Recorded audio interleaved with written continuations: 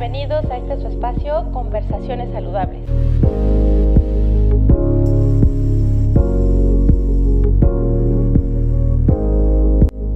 Menopausia, segunda parte.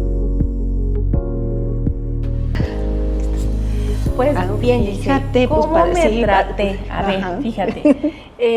Utilicé fitohormonas, o sea, lo que entendemos como bioidénticas, que son extractos de la naturaleza que son idénticos y como bien lo comentabas, en dosis muy pequeñitas, muy pequeñitas.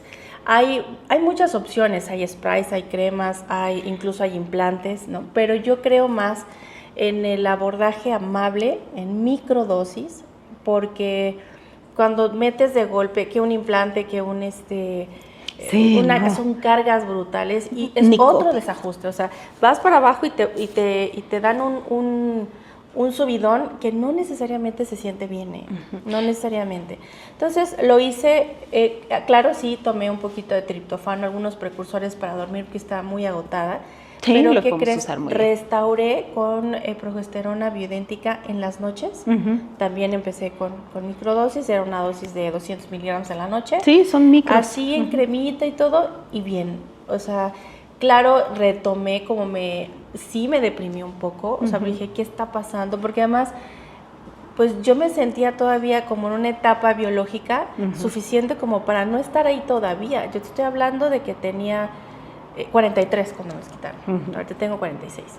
Entonces yo dije, ¿a qué hora? Se supone que a mí me falta todavía por lo menos unos 8 o 10 años y ya estaba El promedio aquí. en México son 45 años. Fíjate. Promedio, ¿no? Hay otras que están, yo gracias a Dios hasta los 52 me tocó la meno, pero hay mujeres que desde los 37, 38 años, dependiendo de si han tenido cirugía, si tuvieron cesárea, si les hicieron la salpingo, si quitaron un ovario, que pueden empezar a presentar síntomas desde 38, 39 años. Pero acuérdate que, o sea, en el 2013 yo ya no tenía un ovario. Ajá, ya te va a venir, O sea, pues yo ya venía batallando con tuviste cositas, tempranita 8 años antes.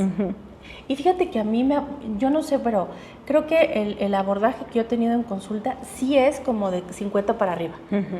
No sé si también hay algunos otros procesos, sobre todo algunas mujeres que me han permitido y me han dado toda su confianza para acompañarlas, porque tienen otro ritmo de vida también, o sea, que se permiten escuchar lo que les sugieres y entonces hacen ejercicio, toman agua, sí buscan horarios adecuados para dormir. Les sugiero, sí es cierto, estamos en la era de los medios, pero vale la pena que seas, que tú distingas de qué te nutres, porque también te nutres o no de la información que recibes, visual, auditiva, de qué te estás bombardeando todo el tiempo, ¿no? Yo en algún momento de mi vida dejé de escuchar las noticias como me sugerían que lo hiciera porque empezaba mal el día. Es impresionante el efecto que tiene el control del estrés y la preocupación y la angustia y lo negativo que ves, que permites tú ver, porque tú lo eliges, tú te enchufas de la noticia. Sí. En la fisiología, en el corazón, en los pulmones, en el intestino, en los ovarios, en los testículos, los hombres más estresados, baja su cuenta espermática, baja su producción de testosterona, aumenta el cortisol, aumenta la insulina y se feminiza la testosterona dentro de su cuerpo por el estrés, por el efecto del estrés, porque el estrés no es nada más que te preocupes acá en la mente, ya no, tu cerebro se preocupa, pero está produciendo un chorro de sustancias químicas que están modificando tu funcionamiento. Sí, es importantísimo el control de eso. Hay una resiliencia importantísima, decir, no, pero a mí no me pasa. Pero traer un estrés biológico, un estrés oxidativo biológico tal, ¿no? Al que se adaptaron también. Sí. O sea, el ser humano tiene una gran capacidad de adaptación, pero ¿a qué te estás adaptando? O sea, ¿cuáles son tus tiempos? Y esta microprogramación que te dan de repente los medios o las noticias, etcétera, no te das cuenta que la arrastras contigo. O sea, entonces es un mal momento y sales estresado, ya te lo llevas al tráfico, ya te lo llevas en tu siguiente llamada. Y Sí, porque no nos van a dejar mentir. Hoy es una noticia y, o sea, pobres, ¿cómo les pasa eso? Y llegas al trabajo, oye, ¿oíste lo que pasó? La noticia, el deslave, el tsunami, el temblor, la bolsa, el robo, y luego, según lo que veas, o sea, lo estás trayendo y ni siquiera lo estás viviendo, ni siquiera es tuyo el asunto, pero pues bueno, entonces estás estresándote. Yo desde que fui mamá, hay que cuidar. soy mamá, sí, por supuesto. Yo no puedo ni ver películas de terror que tengan que ver con niños, ni secuestros, ni noticias de niños. De no mis puedo. hijas para acá, cero. Cero terror, cero drama, cero. No me gustan ni los thrillers así de enfermo psicológico, mental. No puedo, no me gusta. Sí cambia mucho, la mente. Claro, no quiero resonar ahí de ninguna manera. Entonces, y yo finalmente sí creo en este tema, lo he dicho aquí varias veces, creo en la intención. Creo en qué te llevas y cómo lo manejas. Llego finalmente a tu casa, a tu consultorio, a donde llegue trato de sacudirme un poco lo que traigo, porque llegas con un trato humano. Entonces, imagínate que yo traiga toda esa carga, todo ese estrés y esa preocupación y me estén hablando, yo esté en otro mundo. Entonces, necesitamos estar, yo sé que puede escucharse trillado, pero el aquí y ahora es tan funcional, dentro de la medicina funcional, es tan funcional que a veces ejercicios tan simples, por ejemplo, uno que a mí me funcionó fue el ejercicio de respiración profunda, ¿no? Yo hace poquito platicaba con alguien y le decía, sí, ¿sabes qué hacía cuando no podía dormir en el internado? O sea, está así, y respiraba profundo y dejaba respirar, porque ¿sabes qué? Te marea un poco, pero porque te das cuenta al principio que te marea porque no estás acostumbrado a llenar tus pulmones de oxígeno, oxigenar adecuadamente. Cuando estamos estresados, nuestra respiración es muy corta. Entonces, cuando empiezas a respirar profundo de manera consciente, algo sucede, primero que te mareas, pero es esta oxigenación al cerebro. Oxigenas y calma. Fíjate que es la única, la respiración, es la única actividad voluntaria que directamente apaga la amígdala, esta zona del cerebro que es reactiva y de reaccionar y de pánico y de ataque, La respiración profunda apaga. Es el único proceso voluntario humano que nos ayuda. Entonces, por favor, tienen que respirar, aprender a respirar profundo. Ahí, Indra, tú, por favor, nos vas a tener que estar poniendo aquí en los programas cómo respirar, las técnicas. Tenemos uno. Porque apaga esa amígdala. Es ese centro, esa parte del cerebro que es reactivo y para sobrevivir, ¿verdad? Pero en una guerra, en un ataque, en una cosa así.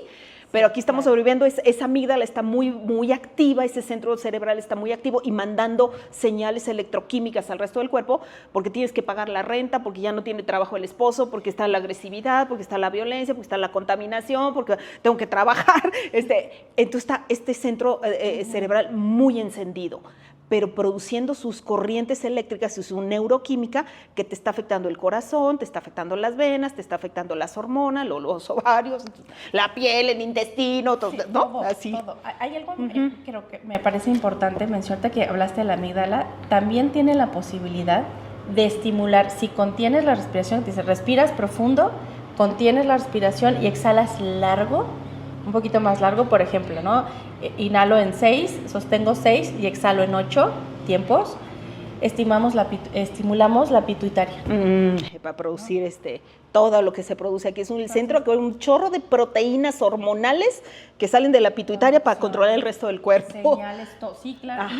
Y un estado en el que te permite ampliar esta conciencia a lo mejor de la aquí y a la hora de ese ejercicio de respiración. Y tiene algún contexto mágico súper interesante que tiene que ver con que en tu propiocepción algo te dice que todo empieza a estar en paz. Yo creo que los seres humanos siempre buscamos en todas las etapas sentirnos en paz, seguros, acompañados.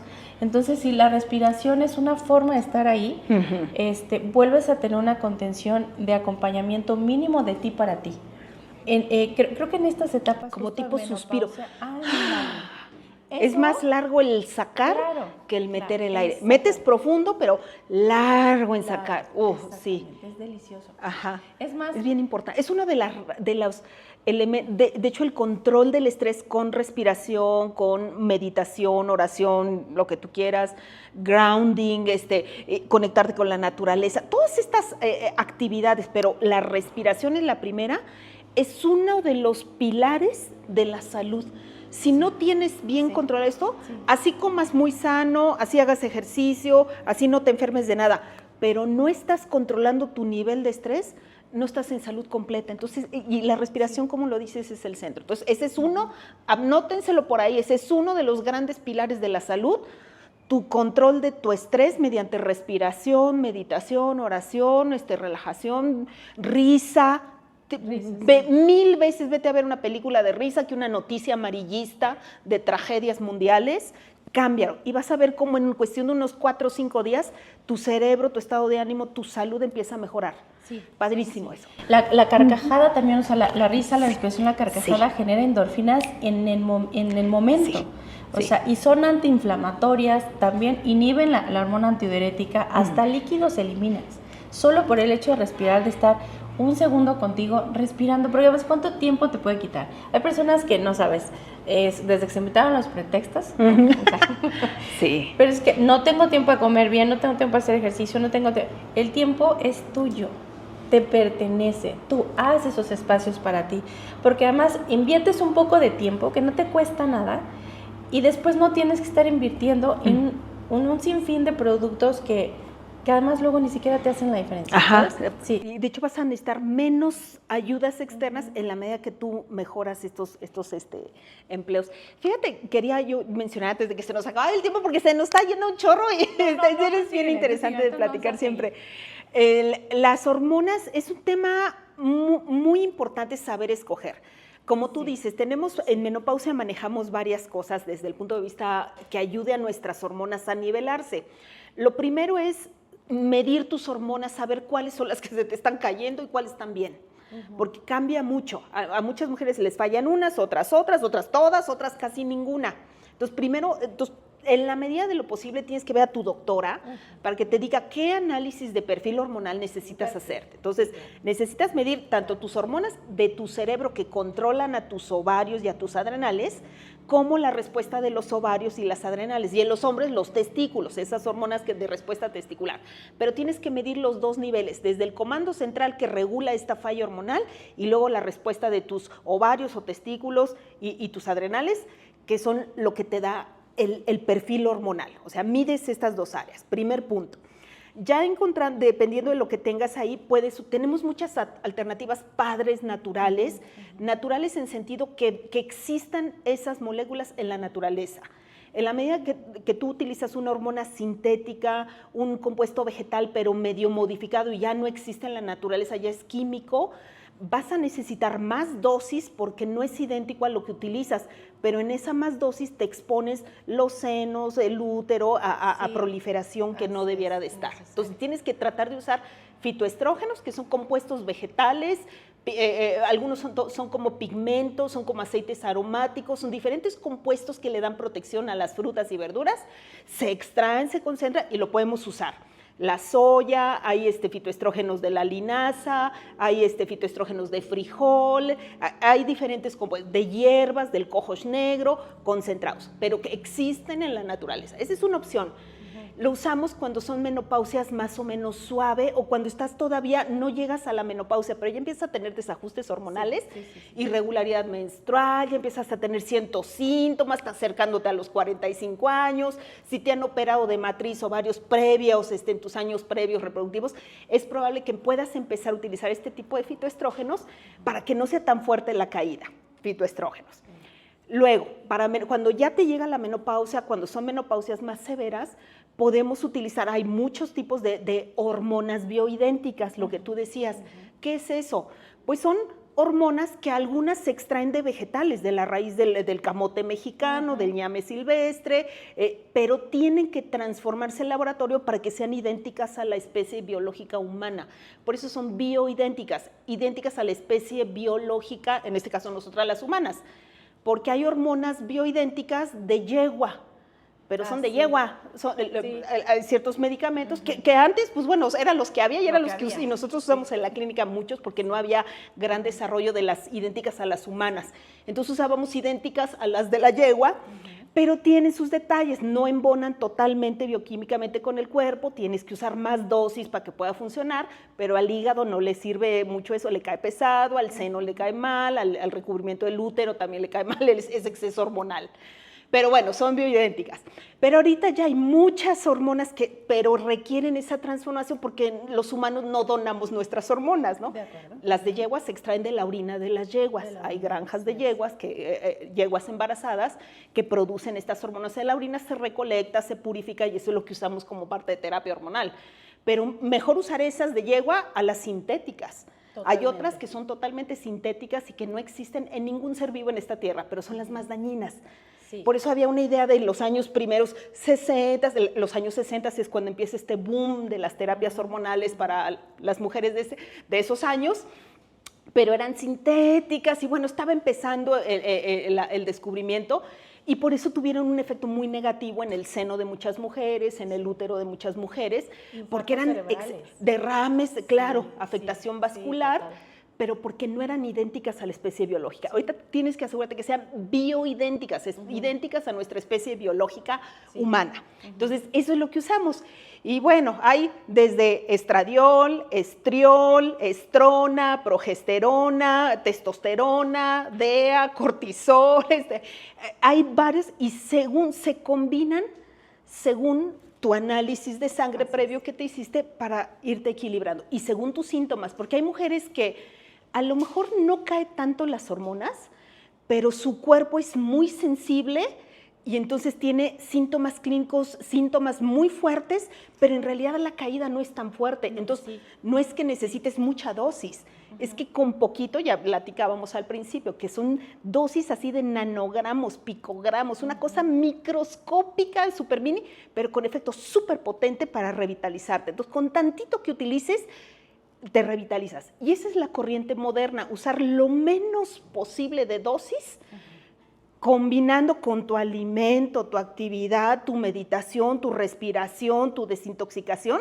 porque todo esto va a hacer que mejore tu salud y entonces necesitas menos hormonas y entonces tienes menos riesgos de salud, ponemos antioxidantes para proteger el cerebro, proteger los vasos sanguíneos, junto con tu terapia hormonal. Por eso es bien importante que si vas a usar una terapia hormonal, tienes que corregir tu alimento, tienes que corregir tu estrés, tienes que dormir mejor, poner tus antioxidantes, no fumar, por favor, no tomar alcohol, el alcohol no le va bien al equilibrio hormonal y tienes que corregir la microbiota de tu intestino, porque parte de esa microbiota intestinal se encarga o de reciclar, mantenerte tus niveles de estrógeno un poquito más elevados, pero si tú tienes esa menopausia que engordas mucho, estás inflamadísima, rellenas de grasa, lo que quieres es poner al contrario mucha fibra para sacar ese exceso de estrógeno.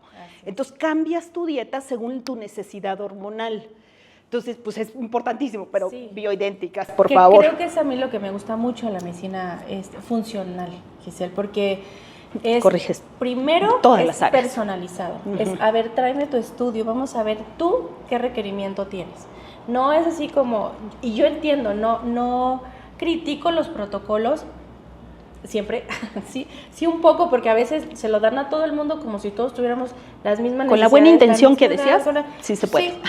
Sí, pero personalizado sí vale mucho la pena y creo que ahorita mencionaste una base esencial para mí, la nutrición. O sea, tampoco estas hormonas son, por supuesto, altamente funcionales, no hay factores de riesgo a considerar, así como se asimilan y hacen su trabajo, son fáciles de eliminar, ni siquiera generan un efecto colateral ni nada, pero la nutrición es indispensable. Yo siempre he dicho que naturalmente todo el aporte que esté en la dieta siempre va a ser mejor que el aporte nutricional en pastilla. Es el punto de partida, es la base. De base, lo que comes diario es la base elemental de cómo te vas cómo va a estar tu salud. Pero aquí sí requieres un aporte extra.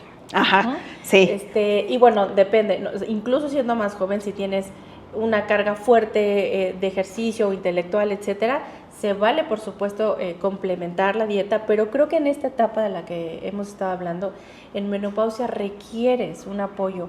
Y ojo, se vale, se vale. Que, finalmente, si de todas formas vas a estar en un tratamiento, ¿qué prefieres tener, no? O sea, neurotransmisores como, no sé, triptofano, acetilcolina, y todos que son favorables. Tú en especial, individualizado. Sí. O escitalopram, ¿no? Que finalmente, que te quita los síntomas, pero no corrige el origen. Corrige nada. Exactamente, es lo que a mí me encanta de este trabajo contigo, porque tenemos la posibilidad de darle todas las herramientas al individuo sin un solo efecto colateral.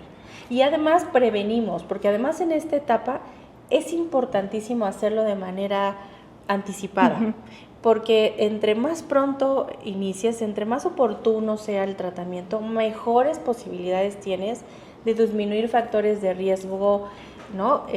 Circulatorios, cardíacos y circulatorios todos, insuficiencia venosa, varices, la cerebropausia de la que hablábamos, empiezas a reconectar muy bien. No significa que esto te vaya a dejar con una incapacidad mental y mucho menos, no, pero entras en un proceso. Pero como al 30%, 40% abajo de tu capacidad mental por la caída hormonal, hay mujeres, que si su punto débil era esta parte neuronal, baja. Pero imagínate, estamos hablando del 30% del rendimiento mental. O sea, ya no encuentro ni creatividad para resolver.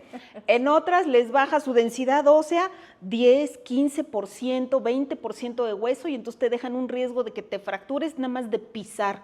Y muchas mujeres se caen porque se fracturaron.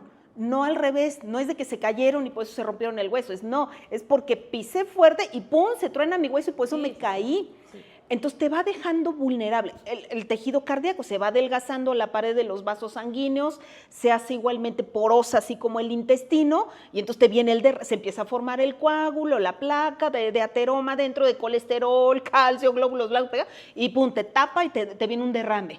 Entonces, la pérdida hormonal te deja vulnerable de muchas áreas. Entonces, después se van descomponiendo los tejidos. Pero entonces hay que encontrarte tú. ¿De qué estás tú vulnerable? Así es. Hay que entender tu historia. Es más, hasta desde la infancia. Nosotros los médicos funcionales hacemos la historia de cada paciente desde que estás en el vientre materno. ¿Cómo estaba estresada tu mamá cuando estabas en el ambiente? Porque eso va a definir qué tipo de hormonas bañaban tus tejidos, tu cerebro cuando te empezabas a formar. Si tu mamá padecía violencia, si tu mamá estaba contenta, si tu mamá le entraba al alcohol, si tu papá fumaba y entonces echaba el humo de tabaco. Todo eso va haciendo. ¿Cuántos antibióticos has usado de tu infancia para acá? Porque eso va dañando tu microbiota intestinal, tu salud intestinal y tu funcionalidad del hígado. A veces también hay antibióticos que dañan mucho el cerebro. Entonces, ¿qué tanto te enfermabas de la garganta y te daban antibiótico y tú fuiste creciendo, entonces pues impregnando tus tejidos?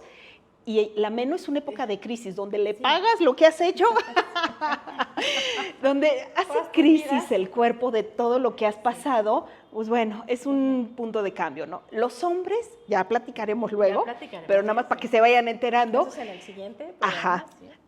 Las mujeres, nuestro punto de quiebre hormonal es por ahí, 45, 50 años.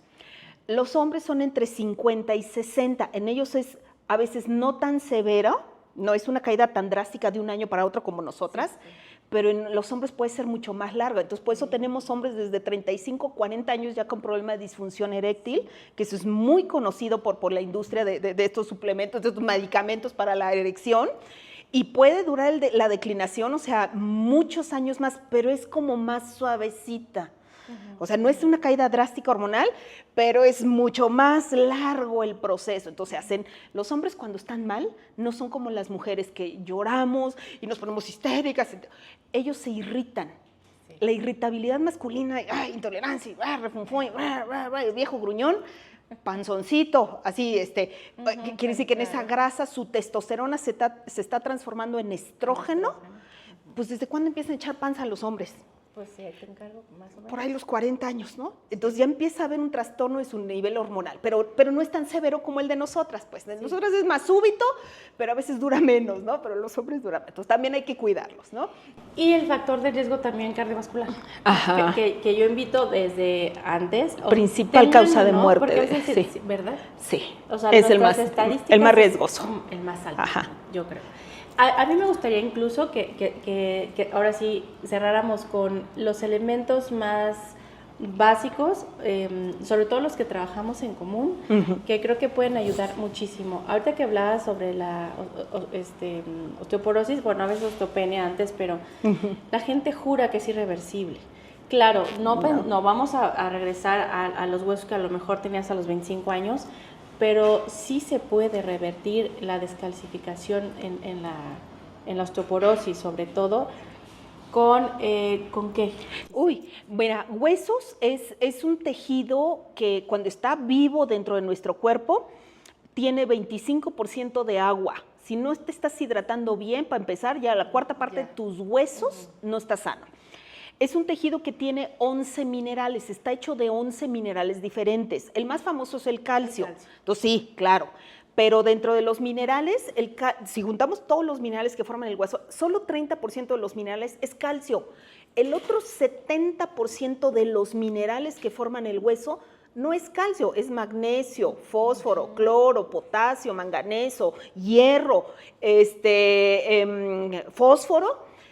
Esos minerales forman el hueso. Entonces, si carece zinc, si tienes deficiencia de estos microminerales, por más calcio y magnesio que te estés poniendo, nunca vas a lograr reestructurar un hueso. Y luego tiene 20% del hueso son fibras de proteína. Son como traves de colágeno, proteoglicanos, glucosamina. Ya ven que el hueso es como cavernitas. El eje, la trave que da forma a esas cavernas es una proteína y sobre esa proteína se van pegando los minerales. Es como las varillas de una casa y luego los ladrillos que son los minerales. Entonces tienes que tener las dos estructuras para que sea muy sana. Entonces, si no tienes bien tu consumo proteínico, también entonces no vas a estar estructurando tu hueso. Entonces, si tú quieres recuperar tu osteopenia y tu osteoporosis con puro calcio, pues bueno, tienes una pequeña parte, sí es el mineral que domina de todos, pero te faltan los otros, son 10 minerales, te faltan las proteínas, te falta el agua, y luego el último compuesto que vive dentro del hueso son células. El hueso no es un tejido muerto. Lo vemos muerto cuando está en el panteón, ya seco, ya se deshizo todas las células vivas. Pero adentro de tu cuerpo tienes células que están ahí viviendo adentro del hueso y son las encargadas de chupar los minerales y proteínas de la sangre y pegarlos y estar construyendo nuestro tejido arquitectónico. Entonces hay que tratarlo como un tejido vivo. Le tenemos que dar omegas, le tenemos que dar aminoácidos, le tenemos que dar antioxidantes, le tenemos que dar proteínas, le tenemos que dar a las celulitas para que trabajen y puedan absorber y hacer su trabajo de reconstruir hueso. Y en la menopausia, cuando ya no hay niveles hormonales óptimos, las hormonas son como los estímulos para que esta célula viva absorba de la sangre y forme el tejido duro. Entonces, la terapia hormonal es otra de los grandes elementos para poder recuperar un hueso. Entonces, si tienes ese programa completo, así es como vemos la recuperación del hueso. Pero si nada más te van a dar calcio, pues lo único que vas a ver es que se medio frena tantito la pérdida de hueso y vas a seguir, no lo frenas. Es un conjunto grande que hay que hacer para el hueso. Sí, efectivamente, porque muchas pacientes me llegan con su caltrate. Mi calcio, mi magnesio, y luego caltrate, tiene carbono, que eso en vez hace un calcio muy ácido y que en vez de que se pegue, al contrario, te desmineraliza más. No es el ideal. No es el ideal, de acuerdo. Y dos aspectos más que me gustaría dejarlo por ahí. Un par de cardioprotectores que yo utilizo bastante. Es decir, el ejercicio para el hueso es súper importantísimo, ¿verdad? La tracción, el peso es importante para la generación de hueso. Es súper importante. Fíjese que ese golpeteo, peso, estar como apretando, presionando los huesos, ocasiona un efecto en el roce de minerales que se llama efecto piezoeléctrico. Y son microcorrientes. Los minerales son elementos que se caracterizan por tener corriente eléctrica, microcorriente eléctrica. Por eso puedes medir la electricidad de un cuarzo, de un diamante, de un carbono, tienen su microcarga eléctrica. Entonces el ejercicio hace que nuestros huesos, que están hechos de varios minerales, como que froten, microfrotación, y eso es un estímulo para que las células digan, está habiendo corriente eléctrica, estimula, crece, fortalece el hueso y te lo regenera. Padrísimo el ejercicio para el crecimiento mineral. Es elemental. Ahora sí se nos está yendo el tiempo. Entonces me gustaría cerrar con los dos cardioprotectores que yo utilizo mucho, me funcionan muy bien, es L-arginina y Q10. ¿Qué opinas? Son una maravilla, es parte de lo que nutre al corazón. Omega 3, coenzima Q10, el ácido lipoico también se utiliza muchísimo. Arginina, por ejemplo, es un mineral, es un aminoácido que hace que se forme un gas a nivel de tejido que se llama óxido nítrico. Es un gasecito y ese le da mensaje a tus vasos sanguíneos para que se dilaten. Que el problema de los vasos sanguíneos es cuando se contraen y se quedan contraídos, endurecidos, rígidos. Este gas que se forma con esta arginina que comenta la doctora Indra hace que se relaje el vaso sanguíneo. Entonces no se tapa, no se cierra y no se hace rígido, entonces no se rompe la vena. Es una cosa maravillosa, Indra. Qué padre que lo mencionas. Fíjate que con arginina y dijiste el otro. Q10. Y Q10. Y la coenzima Q10, que es un antioxidante muy curioso porque sí da mucha energía. Tiene dos funciones. Es una molécula aceitosa, vamos a decir, una pequeña de esas muchas grasas que hay en la naturaleza, que hace que se mantenga, por un lado, no oxidado, o sea, que no se... Oxidación quiere decir destrucción de moléculas. Destrucción de moléculas. Cuando tú ves un fierro, un carro, una lámina oxidada, se está despedazando, ¿no? Esa es la oxidación. Así mismo pasa en los tejidos, se empiezan a deshacer pequeñas partículas. Este es un resanador, evita que no se destruya, entonces se mantiene íntegro, maravilloso. Y aparte de energía. Sí, por supuesto. Yo me atrevo a decir que muchas de las personas que han llegado con años de tratamiento de antihipertensivos, con la ozonoterapia, la L-arginina y claro, la nutrición que dependa, que cada uno requiera, hemos logrado quitar los antihipertensivos. Padrísimo. Sí, entonces es maravilloso, es maravilloso. Siempre nos piden como medicina con evidencia. Entonces, ¿qué mejor evidencia que tu paciente esté y lleva años sin el antihipertensivo y con sus tratamientos adecuados, sin efectos colaterales? Ninguno. Así es. Giselle, contigo se nos va rapidísimo. No sabes qué a gusto esta plática. Espero encantada, que por favor se tomen, si les gustó, por favor nos envíen para que podamos nosotros seguirles compartiendo y seguir generando estos temas de amplio interés.